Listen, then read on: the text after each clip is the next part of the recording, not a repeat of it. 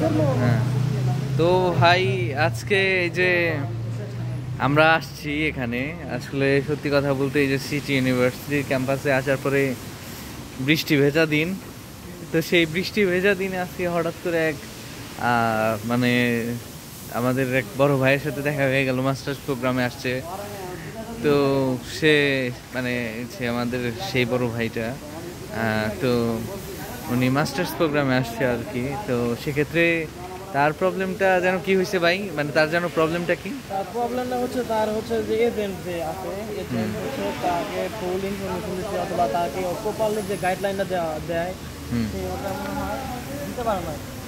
আর তারও ব্যক্তিগত কোনো ইচ্ছা ছিল ওই জায়গায়, কারণ সে ওই ইউনিভার্সিটির সকল কাজকর্ম নিয়ে সে মনে করেন ওই একটা ডিলে করছে আর কি, ডিলে করছে, সেই জন্য তারও একটা প্রবলেম হচ্ছে। মেন ফোকাসটা হচ্ছে তার এজেন্টকে নিয়ে, এজেন্ট হচ্ছে তাকে ওই রকমভাবে ওই সাপোর্টটা আসলে আর কি দিতে পারে নাই।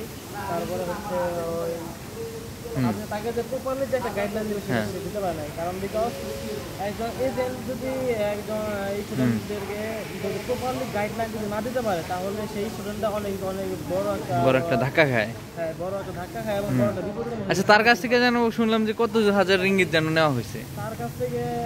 আচ্ছা, বাংলাদেশি টাকাই বলেন আপনি? 4,70,000। হ্যাঁ,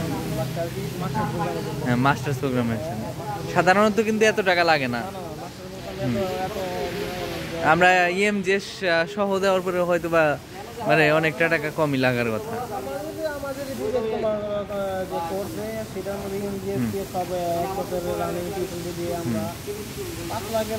হ্যাঁ,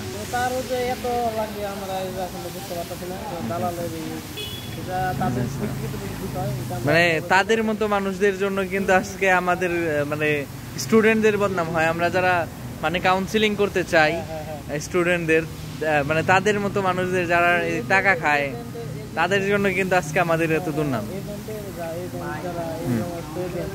যারা মানুষকে ওই ফুল ইনফরমেশন দেয়, প্রপারলি গাইডলাইন দিতে পারে না, তাদের কারণে আসলে বেসিক্যালি এই স্টুডেন্টগুলো প্রবলেমগুলো ফেস করে। সেই কারণে তারা এজেন্সি এবং যারা অরিজিনাল যারা স্টুডেন্ট যারা কাজ করে তাদেরকে তারা ভিজিট করতে পারে, ক্লাস করতে পারে না। এটা হচ্ছে এক নম্বর বিষয়। তারপরে হচ্ছে নেক্সট সে আরো অনেক কিছু বললো তার বিষয়ে, যে এখন আমাকে তার ডিজায়ার হলো ইউরোপে যাওয়া। তার মন মেন হচ্ছে ইউরোপে যাবে। হ্যাঁ, তার গোলটাই হলো এটা। হ্যাঁ, সেটাও ইজি। তার কারণে আমি অলরেডি মনে হয় আজকে এলোয়ারটা নিয়ে আসলাম, তাই না? হ্যাঁ, আমি এলোয়ারটা নিয়ে আসছি। তো সেক্ষেত্রে ভার্সিটিতে জানানোটা কিরকম মনে করেন? আমাদের ভার্সিটিতে যে আমরা যে চলে যাব ইউরোপে বা যে কোনো একটা জায়গায়, তো সেক্ষেত্রে ইউনিভার্সিটিকে মানে জানানোটা কি মনে করতেছেন? অবশ্যই আমাদের কি জানানোটা দরকার কিনা? হ্যাঁ, এখন পরবর্তী স্টুডেন্টরা আসবে। মানে অনেক অনেক ধরনের এটাকে অনেক পর্যায়ে আছে, অনেক নিয়ম কানুন আছে, আমাদের যদি আমি ম্যানেজমেন্টকে যদি এই সমস্ত বিষয় না জানান বা ওই যেমন এই ইউনিভার্সিটির যে কোঅর্ডিনেটর তাদেরকে যদি না জানান তাহলে তো আপনি তো এই জন্য প্রবলেম আমি ফেস করতে